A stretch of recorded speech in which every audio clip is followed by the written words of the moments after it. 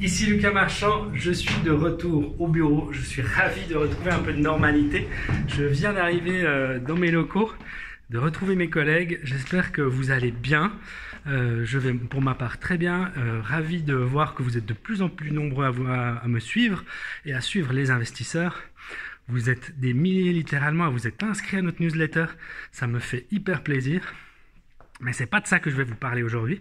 Je vais d'abord faire une petite intro sur les marchés.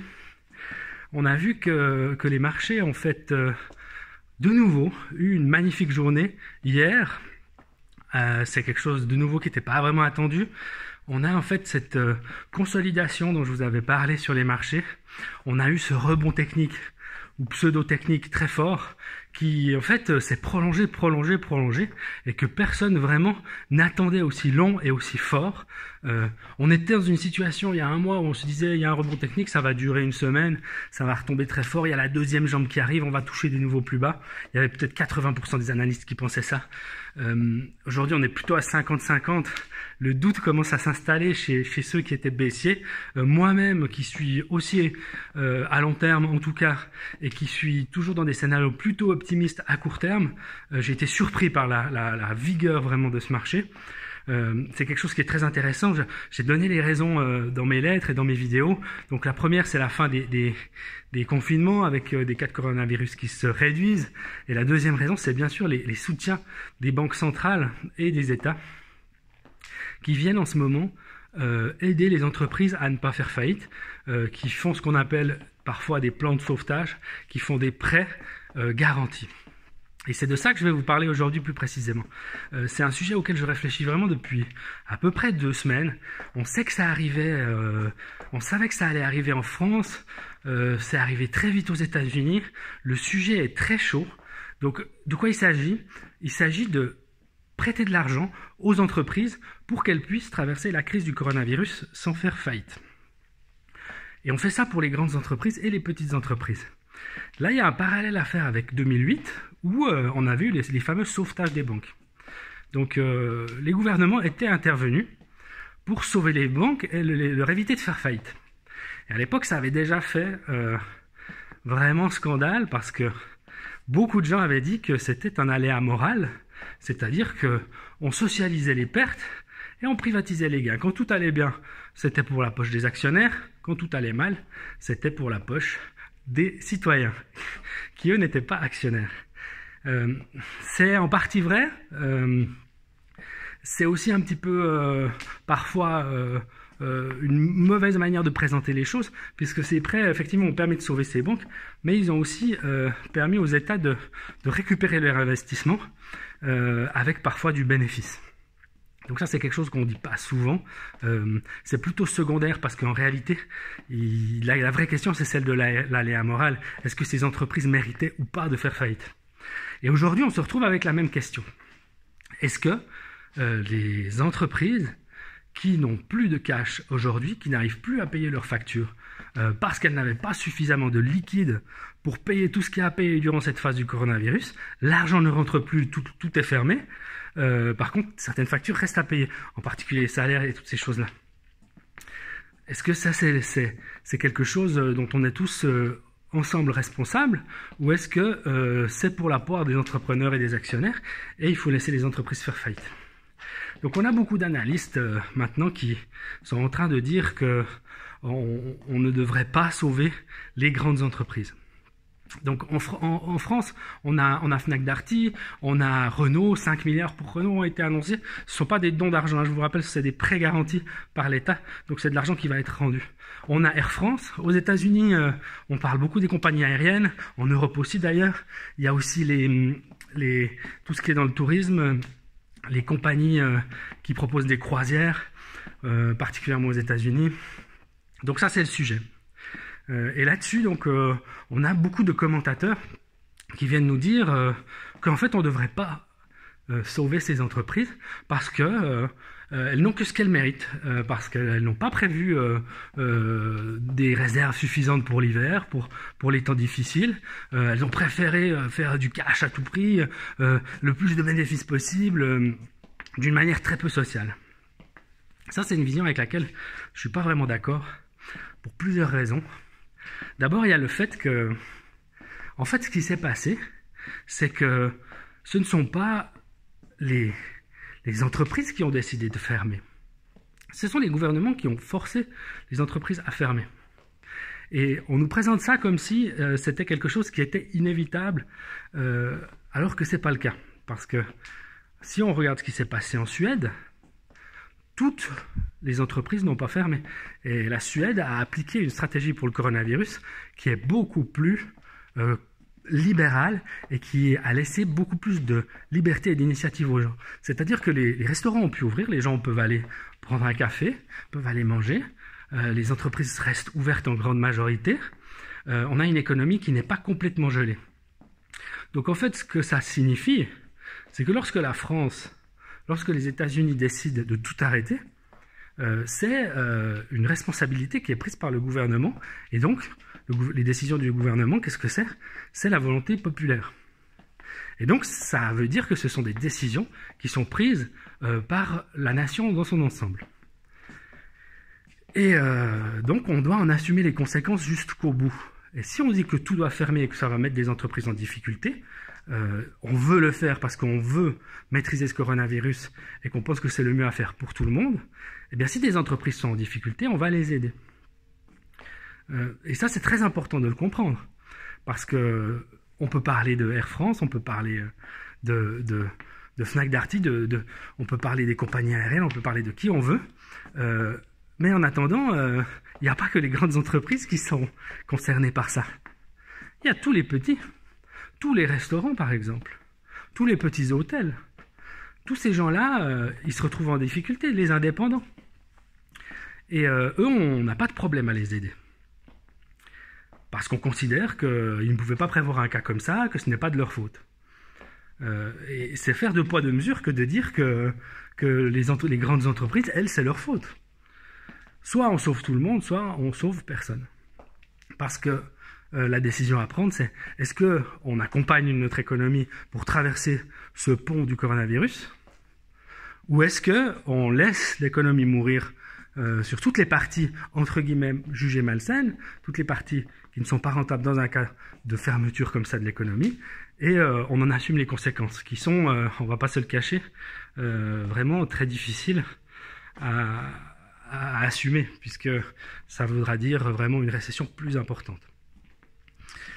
En fait, derrière cette idée de ne pas sauver les grandes entreprises, il y a vraiment l'idée derrière, et ça a été dit par plusieurs commentateurs, qu'en fait ces grandes entreprises méritent de faire faillite parce qu'elles n'ont pas vu assez loin, elles n'ont pas prévu de scénario, elles ont racheté leurs actions, elles ont tout mis dans les dividendes, etc. Elles ont été finalement peu sérieuses dans leur gestion de leurs ressources. Et ça, c'est quelque chose qui est difficile à défendre aussi. Parce qu'il faut être réaliste. Qui a prévu, qui était prêt pour cette crise? Vous n'aviez pas assez de papier toilette, vous n'avez pas assez de réserves. On a vu, tout le monde s'est rué dans les magasins, personne n'avait prévu ce qui allait se passer. Donc on a eu des pénuries. Les restaurants, les coiffeurs, toutes les petites entreprises, les indépendants, ils n'avaient pas des réserves suffisantes. Même ceux qui avaient les moyens de faire ces réserves. Et puis les grandes entreprises, c'est la même chose. Quant au gouvernement, eh bien, ils n'avaient pas les masques, ils n'avaient pas le matériel de protection, ils n'avaient pas les respirateurs. En fait, personne n'était prêt. Et c'est totalement normal parce que c'est dans l'esprit humain. C'est très difficile pour nous, les humains, de prévoir ce genre un cas de pandémie comme ça, et surtout de prévoir ce qui allait être décidé par les gouvernements de tout fermer. Parce que ça, c'est quelque chose qui est beaucoup moins anodin que ce qu'on veut bien penser. Je pense que si cette pandémie elle était arrivée il y a 50 ans, on n'aurait pas tout fermé. Et on l'aurait beaucoup plus laissé se dérouler. Probablement un petit peu plus comme les Suédois l'ont fait. Et ça veut... En fait, ce que je veux vous dire par là, c'est que c'est vraiment un choix de stratégie. Soit on décide de laisser le marché faire, mais à ce moment-là, on ne force pas les entreprises à fermer. Et puis ceux qui font faillite font faillite. Soit on ferme tout, mais alors on assume, en tant que pays, d'accompagner tout le monde. les individus, les petites entreprises, les grandes entreprises. Et j'ajoute encore quelque chose par rapport aux grandes entreprises. Donc on a tous ces fonds qui ont été versés aux entreprises petites, grandes et aux particuliers aux États-Unis même. Ça s'est fait de façon égalitaire. Et puis pour les grandes entreprises, on n'a pas versé à tout le monde. On n'est pas en train de dire ça. On vérifie que ces entreprises, elles sont à peu près saines. Pas parfaites, à peu près saines. Et donc, l'idée, c'est de ne pas sauver des entreprises qui auraient été en difficulté sans le coronavirus. Parce que c'est ça aussi qu'on essaye de vous vendre. C'est que le coronavirus, c'est l'épingle qui fait péter la bulle. Mais en réalité, si le coronavirus n'était pas arrivé, on ne serait pas dans la situation dans laquelle on est maintenant. Si les gouvernements n'avaient pas décidé de tout fermer, il y a peut-être à raison, s'ils n'avaient pas décidé de fermer leurs frontières, les compagnies aériennes ne seraient pas où elles en sont. Et c'est un faux procès de leur dire « vous auriez dû prévoir ce cas de figure parce que personne ne l'a prévu ». Donc voilà un peu ce que je voulais vous dire aujourd'hui. Je pense que c'est important de faire la part des choses sur ce sujet-là, de comprendre exactement ce qui se passe, de comprendre que... j'ai vu un analyste, qui est très bon d'ailleurs, parler du fait que le capitalisme et voire la démocratie étaient menacés par ces sauvetages en masse. Alors pour toutes les raisons que je viens de vous donner, je pense que c'est un point de vue qui est difficile à défendre, mais pour une autre raison, ça ne se défend pas du tout à mon avis. C'est qu'en fait, ils nous vendaient l'idée qu'on était dans un capitalisme pur. C'est vraiment quelque chose qui m'amuse parce que, évidemment, c'est pas du tout le cas. Ils nous disaient, oui, jusqu'à maintenant, le libre marché, les entreprises faisaient faillite, librement. Et là, tout à coup, l'État intervient et vient détruire notre liberté. Moi, je suis un défenseur de la liberté d'entreprendre, du non-interventionnisme de l'État. Mais la réalité... Et je le sais parce que justement je m'intéresse à ce sujet et que je défends la liberté. La réalité, c'est que l'État s'est toujours mêlé des affaires des entreprises.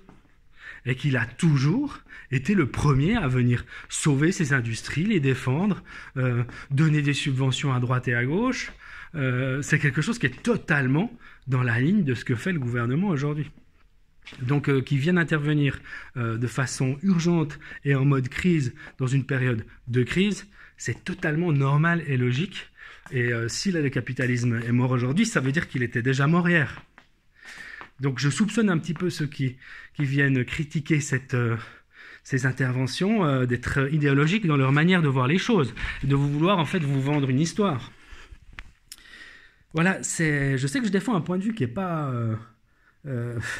beaucoup défendu. C'est aussi pour ça que je fais mes vidéos, parce que j'ai vraiment quelque chose à vous dire. J'aimerais que vous ayez un esprit critique par rapport à ce qu'on vous vend.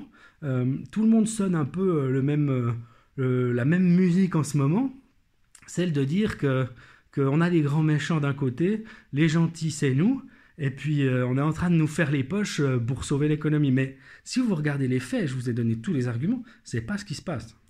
On est dans un moment où il y a une crise qui concerne tout le monde, des politiques ont été mises en place plus ou moins répressives selon les pays pour maîtriser ce virus.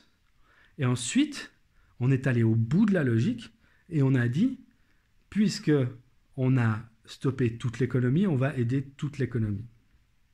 Gardez bien à l'esprit qu'on aide seulement ceux qui sont à peu près sains. Par exemple, aux États-Unis, on fait des prêts, on rachète des obligations, donc on fait des prêts aux entreprises en quelque sorte. Et ces prêts, en fait, ils ont des notes. Il y a ceux qu'on appelle les junk bonds. Et les junk bonds, c'est vraiment ceux qui sont plus risqués, avec des entreprises qui sont en mauvais état. Alors, beaucoup de commentateurs sont venus dire « Ah oui, la Fed rachète des junk bonds, c'est scandaleux, c'est des entreprises qui allaient mal. » C'est pas tout à fait ça qui se passe. La Fed rachète des junk bonds, mais uniquement si l'entreprise n'était pas en statut junk bond avant la crise du coronavirus.